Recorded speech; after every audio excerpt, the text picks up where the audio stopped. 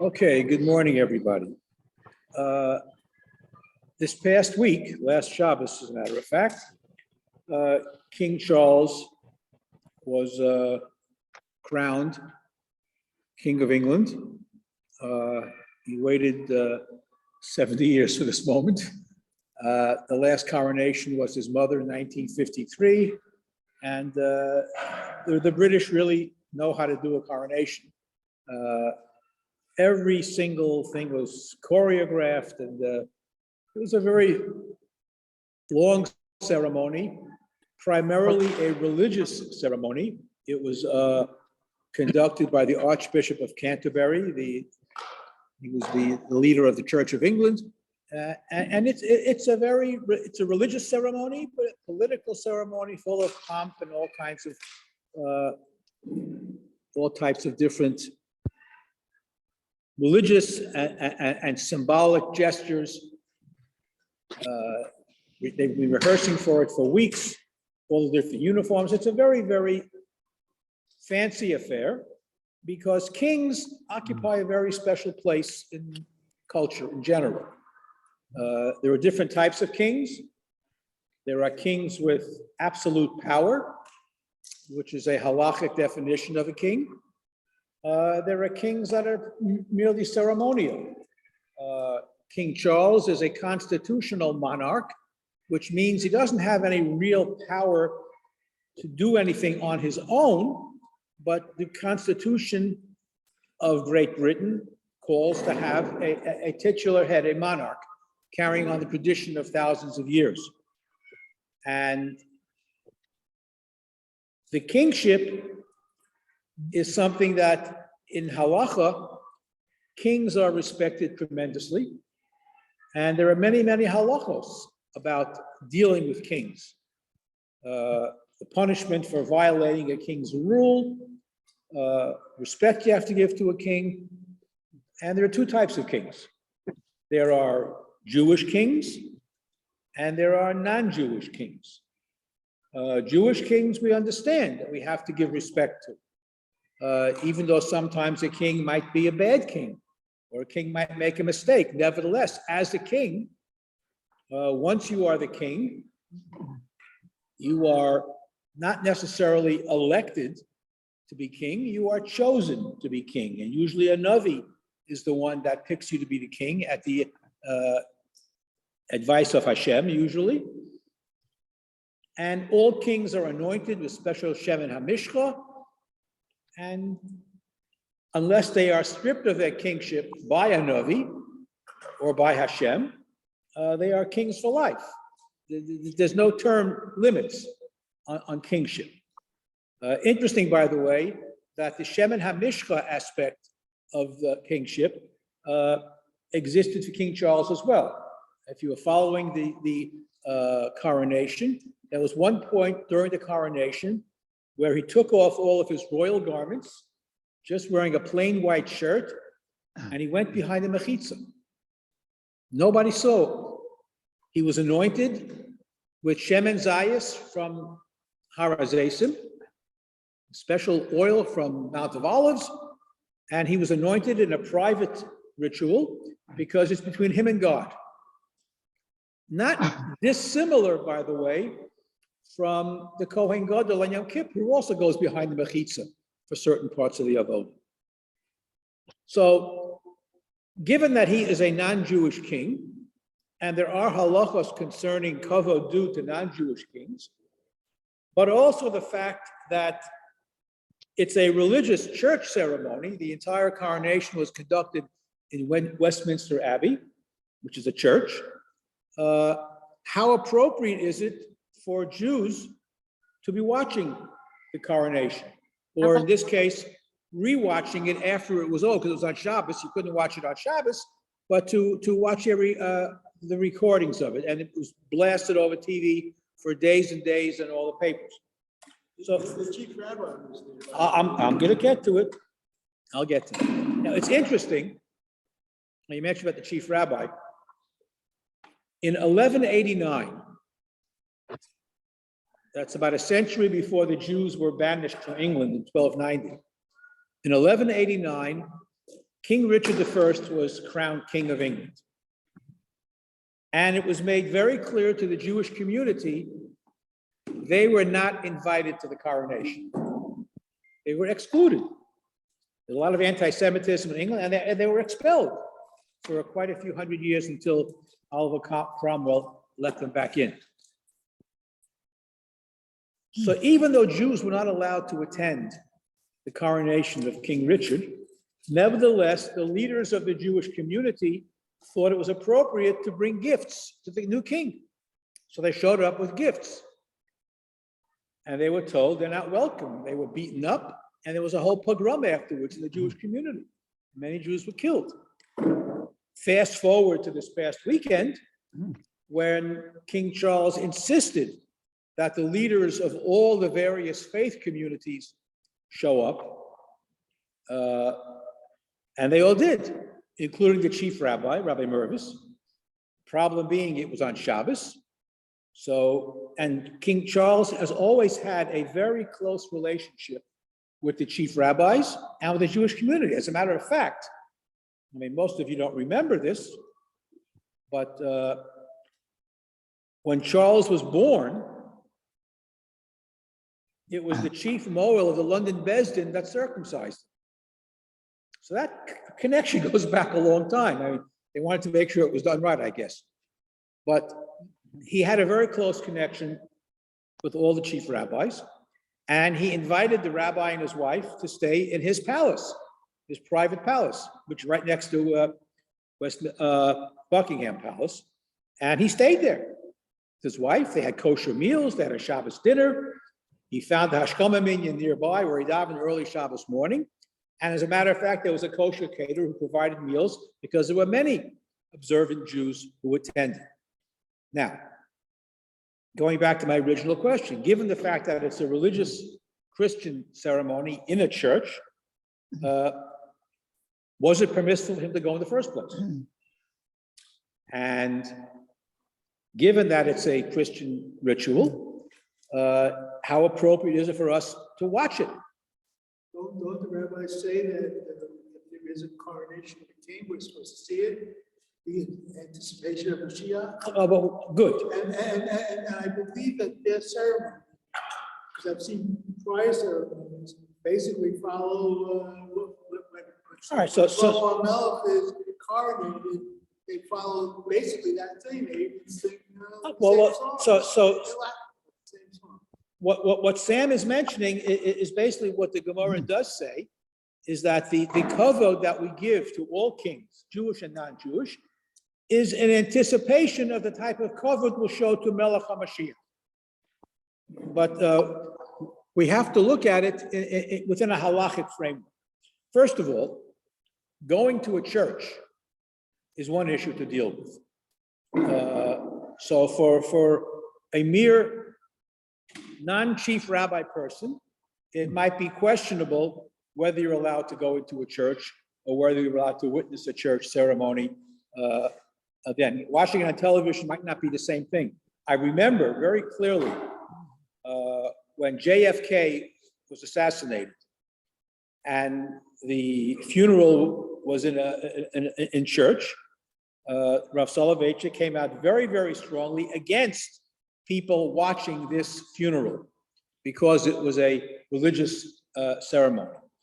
On the other hand, there is a halacha, and this is the psak of the London Beis-Din, that if you are summoned by the king to appear, then you have to come.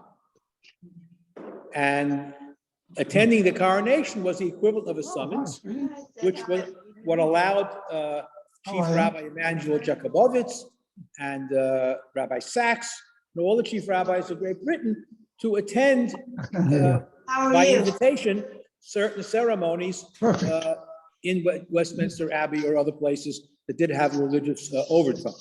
But let's look at the halakha first of all. You're going to have lunch for Simon today? Yeah. The church part we've overcome in terms of the chief rabbi. As far as we are concerned, a little trickier. Yeah. Right? But nevertheless, the Gemara in Take up Nathan, his close. The suit. Gemara in Brachos gives us. Okay, what? His suit. We have to. I have some clothes from downstairs. Aye, I want to bring it to him. he doesn't want them. Nathan, okay. Okay, now that we're all muted. The Gemara in Brachos, Testament base, gives us our guidelines. Amar Rabbi Yochanan, la'olam yishtadel adam larutz likras malchei Yisrael. A person should always run to greet, to give honor to Jewish kings. V'lo likras malchei Yisrael bilvad, but not just Jewish kings. El afilu likras malchei akum. Even non-Jewish kings deserve honor and respect, and we have to run to greet them. So participating in an event, showing respect and kavod to a non-Jewish king is something that the Gemara encourages. Again, in anticipation of the honor we want to show Melech HaMashiach, all different reasons. And not only that, there are brachos to recite. There are brachos to recite. If you see a Jewish king, you make a bracha, shecholach mikvodo lireya. Hashem granted part of his glory and honor to those who fear him. And for a non-Jewish king, there's another bracha. Shenasan mikvodo libriosav or melech basar v'dam. We make a bracha when you see a king. So that's number one. However, it goes even further to show how important it is to show kavod to a melech, even if it might be only a symbolic king who doesn't have real power, but he's still a king. The Gemara has a fascinating discussion in terms of kavod habrios, in terms of respect and dignity. It says a Kohen is allowed to jump over caskets, whether they're dead bodies, which is tuma, in order to greet Jewish and non-Jewish kings. Major information. You can jump over caskets and become, I don't know if you become tameh, but over something that exudes tuma to greet a king. Fascinating Gemara. Wally, Yes, question. suppose the king is evil or criminal. Good. So What was the question? if the king is evil, does he still require?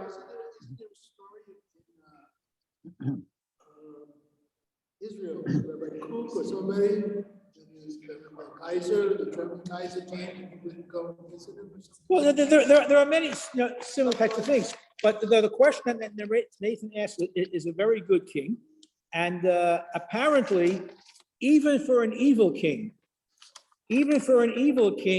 you're required to show him kavod. I'm just looking for the source here that talks about this. So you're honoring the position, not necessarily the person. Well, correct. You're honoring the position and not the individual. Apparently, for example, you have Paro, who's definitely an evil person. You have Achav, who was also an evil king. Nevertheless, there's a mitzvah to honor them. Let me just go a little further. The Marsha writes that even though they were evil, because of the concept of Malchus, just the position, as was said, not the individual, even though they were evil, the position of king requires you to show them kavod. Not everybody agrees with this. There are a number of, some Achronim disagree, but nevertheless, Paro and Achav were evil kings. Some say it only applies to Jewish kings, but there's a machlokus among the Achronim, and that Moshe should have been more respectful towards Paro because he was a melech. He was a melech. The Rambam goes into a discussion, in terms of the brachos. If you happen to see a king, you make a bracha. Do you have to run towards them? The way the Gemara says, he doesn't mention that. The people argue with the Rambam because the Magen Avram is a classic commentary on Shulchan Aruch, feels that the conclusion of the Gemara is that greeting non-Jewish kings is worthwhile, although he doesn't understand why it overrides the tumah of a Kohen, and that's a difficult Gemara to deal with. But there is an inherent mitzvah to greet non-Jewish kings. Chassam Sofer suggests there might be a fulfillment of a biblical mitzvah, which is why, and you make a bracha. His son has a different interpretation, but nevertheless, the idea is there, where non-Jewish kings, even though it's in a church, deserve, kavod and respect. That is in terms of the chief rabbi. In terms of everybody else going to the church for this ceremony, that's up in the air, because you weren't summoned. The chief rabbi was summoned, but the average Jew in the street wasn't necessarily summoned to come to Westminster Abbey. The fact that a king is not elected is usually through Yerusha.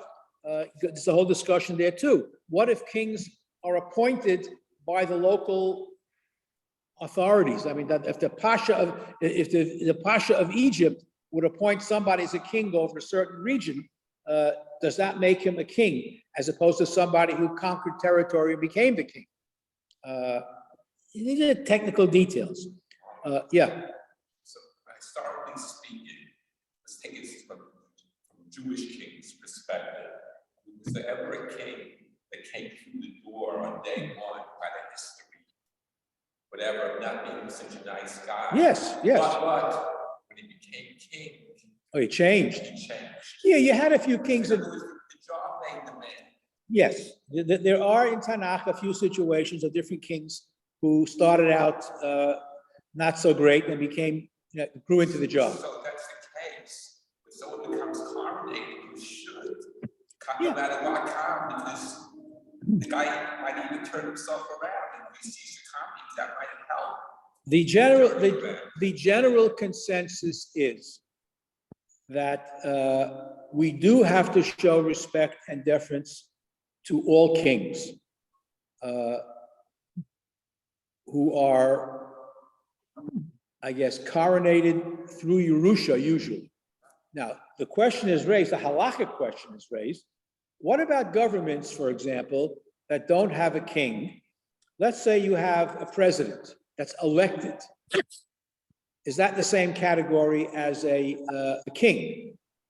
In Israel, the president is like the king. Yeah, well, I don't know. Similar, I mean, All right, so Rav Sternbuch addresses this issue, and an elected president is not considered a melech because it's not permanent, and he can be removed by the electorate, and therefore he doesn't have the same status as a king. There's an interesting halakhic discussion whether or not the Knesset has a din of melech as a body. That's a separate halakhic for another time. The queen, however, or the king, is not elected, and therefore can't be removed. It's through Yerusha. Yes. You know what you're having for dinner? Yeah, pasta. Say Potatoes again? and three potatoes and some. Anyone, not just the king, who has the power of life and death. Well, that's the definition of a king, if you have a power of life and death over somebody. So in this case, the king doesn't have that power. Okay, good. Very good. The king, Off with your head, it's gone out. King Charles is purely a ceremonial position. He works hard at it. I mean, they go to, I don't know how many events and functions a day. I mean, it's not easy to work for the firm, as they call it. I mean, who was it? Was it Harry that left? Because he just couldn't take it anymore for whatever reasons. Other than that, maybe perhaps there was racism in terms of the woman that he married. But putting that to the side, he didn't, the job of a king or a prince is hard work. It's ceremonial. He has no power. And halakhically, that might raise some questions because he doesn't have the power over life and death. But generally speaking, the general consensus and there are very few kings left in the world today. I mean, Greece has a queen, I think, Albania maybe, Luxembourg, Liechtenstein, these small little, even Austria has, titular kings but in name only. There's no official function to them there. Rabbi, Yes, does the same rule apply to queens? yes. That's interesting because does the same rule apply to queens? So it's an interesting question. I've never seen, it's quite possible, the bracha that you say, that when you see a king, Shenasa nichvodo lemelech basar v'dam, would you say lemalka basar v'dam? I've never seen that discussion, but the same respect for a king would also apply to a queen as well. Very good. Mandy, question. I have the same question. Yeah, it would be the same thing. But again, the gray area is the fact that the kings don't have any real power. So, which goes back to the point that Sam raised earlier, that all the honor that we show to kings is really a foreshadowing of the glory and honor that we're ultimately going to show to the Melech HaMashiach when he comes. Or she, because maybe, I don't know, whenever, we'll see what happens when it happens. It's interesting that, and I don't know if it's true or not, but in 1953, when Queen Elizabeth was crowned, there were rumors floating around that a number of Roshei Yeshiva made an effort to watch the coronation on television in order to make a bracha, which is a chidush. I was told that the school children were told to watch it on TV. All right, well, again, making a bracha when you see a king on television is a bit of a chidush, I could say that, because, usually the bracha is usually when you see something in front of you, you experience it live. So again, it was a rumor that I cannot confirm or deny. Yes.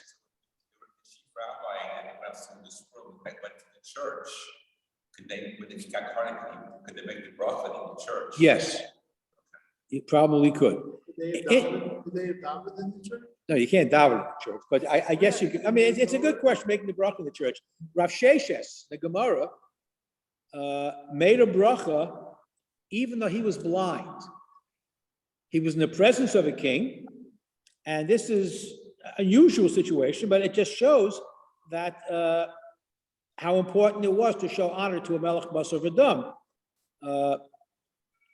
Not as other Mefarshim point out the fact that it isn't enough just to see the king. I mean, when you see a king, you make a bracha. That's a psak halach.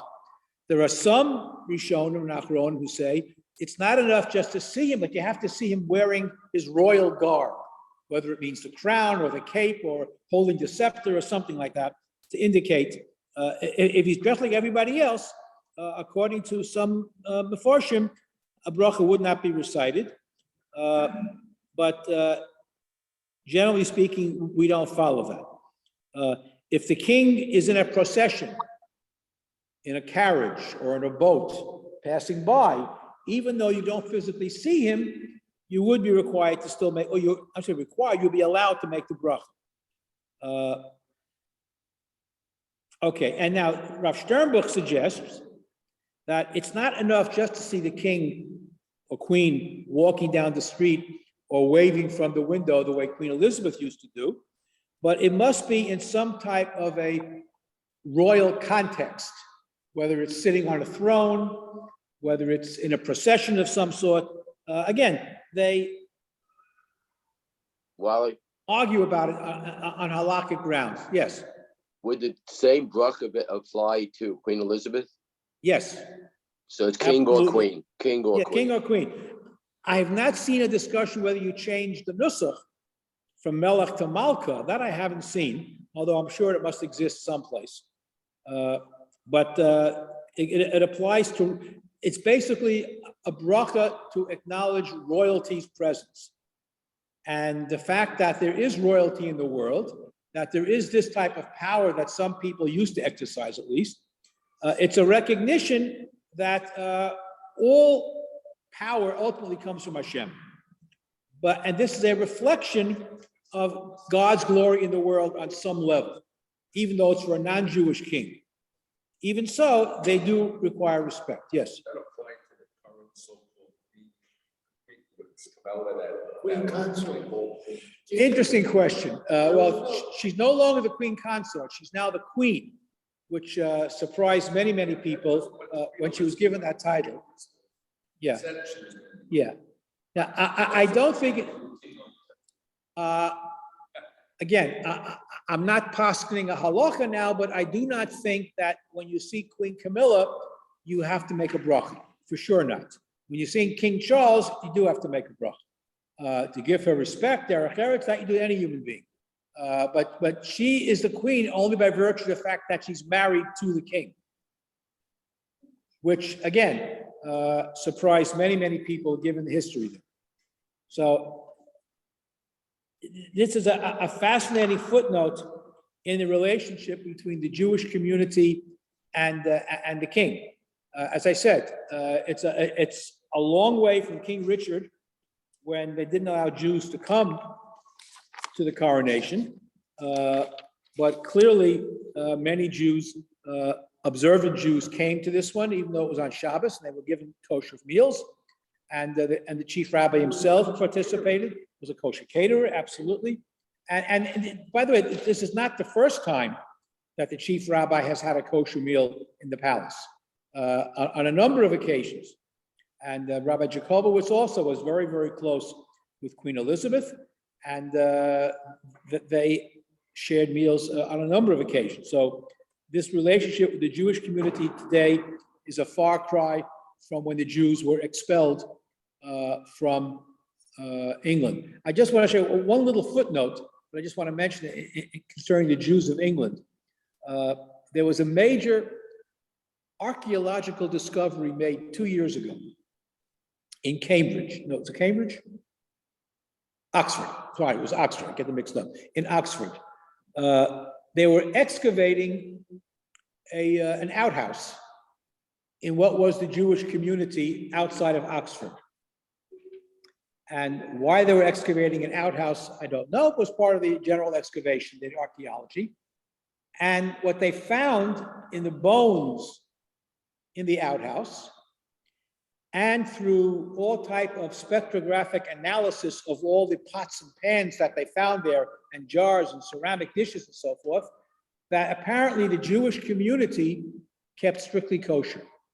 There were no bones, no residue of any non-kosher animals found in the privy outhouse of the Jewish community, and this rocked the archaeological world. Every newspaper picked it up, every academic journal from the Smithsonian, to Scientific American, that the Jew, based on the archaeology of non-Jewish archaeologists, they were shocked to find that the Jewish community kept strictly kosher in the Middle Ages, before they were expelled from England, which is a fascinating little footnote based on the excavation that they did and the analysis of all the various pots and pans. But the history of the Jews in England until they were expelled was a very interesting one. And once they came back, of course, they contributed a great deal to life. And as I say, the current monarch does have a very close relationship, as he did with the previous chief rabbi, and hopefully this will continue. But as far as Jews watching the coronation, the jury is still out in terms of whether it was appropriate for us to be watching what is essentially a religious ceremony. But the fact that the chief rabbi himself was permitted to go, that is very clear. When you're summoned by the king or the queen, then you have an obligation to go. Yes. So I remember, actually in the 60s or 70s, I wasn't really sure. I had this beautiful card, if you remember, so playing all ceremonies of the church. So are you allowed to watch that? Let's say to watch what again? To watch a movie like that. A movie about the cardinal? It's not just that there's so much scenes taking place Yeah, in the yeah. church itself, Like in a the ceremonies. I'm reminded of I can't answer that. I won't answer that. But I'm reminded of a question that I was there when it happened. Somebody asked Rav Aaron Soloveitchik, Zecher Tzadik Livracha, are you allowed to watch movies during Sphira?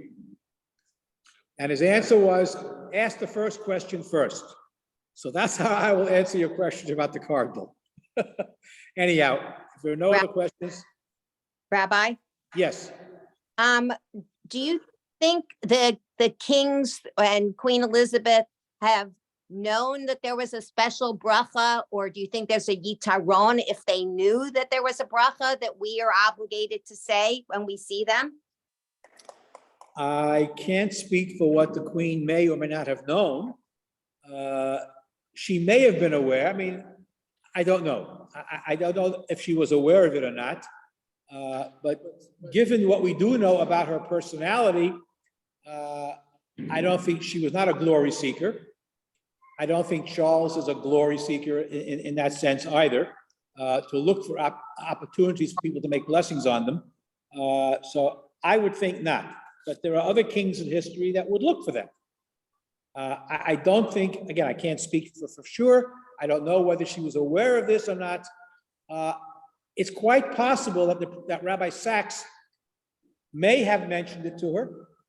It's certainly quite possible and probable, perhaps, but I was not part of that conversation, so I can't really answer that question. Whether the Queen was aware of the fact that there's an obligation to make a bracha when you see her, or him in this case. Okay, any other questions? Okay. Yeah, one more question, yes. Some criticized that Moshe did not pay proper custody Right. to Pharaoh, but we know about Moses' relationship to Pharaoh before he was. Well, the previous Paro issued a death sentence on Moshe for killing the Egyptian taskmaster. But he grew up in the palace. He grew up in the palace, and then his stepfather, so to speak, was not happy with him. The fact that What's the question?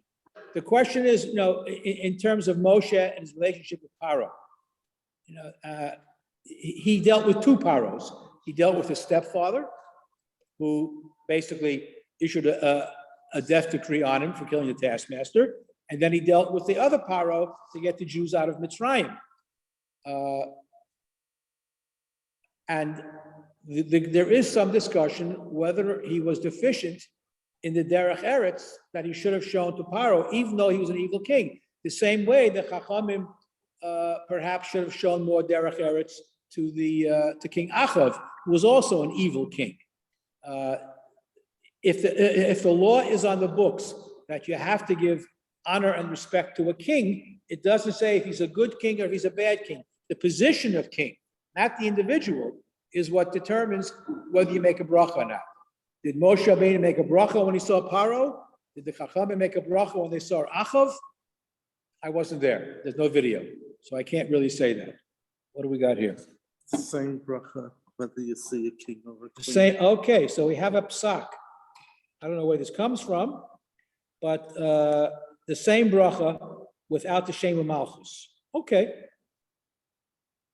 Where's this from? All right. So you don't change the nusach. It says you shouldn't stare at the queen. Yeah, you shouldn't stare. Well, you shouldn't stare at any woman, but that's another story. Okay. So a lot of interesting discussions on this. This is Halachapedia. Halachapedia. Okay. Do we have a zimun or not? We have a zimun. Okay. Okay. Rabbi Saini Varech. Yishem Baruch Nevad Olam. B'shus Kol Mesubin Kan. Varech Shachal Mishalo. Baruch Shachal Mishalo. Tvoch Hayinu. Who knows? Ki hu es laf neis lakol mitiv lakol michim mazon lakol briosa vasher bara brochato Adonai azan esakol.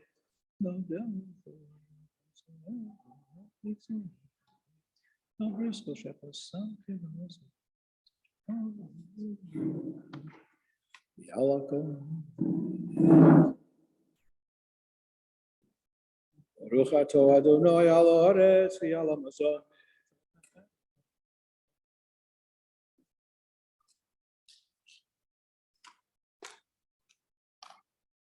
Uvnei Yerushalayim, because may Yameinu v'od levrei v'rachamo Yerushalayim, amen.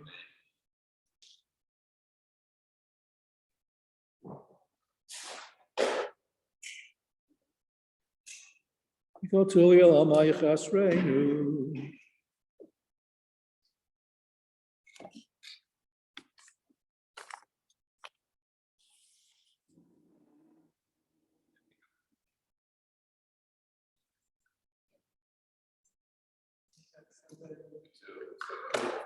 How do we stop the recording on this? Is there another person named Sam besides Sam Heller on this? Yes. Well, first, let's see, someone send a message. Let's see what they say. Sam Lichter. Huh?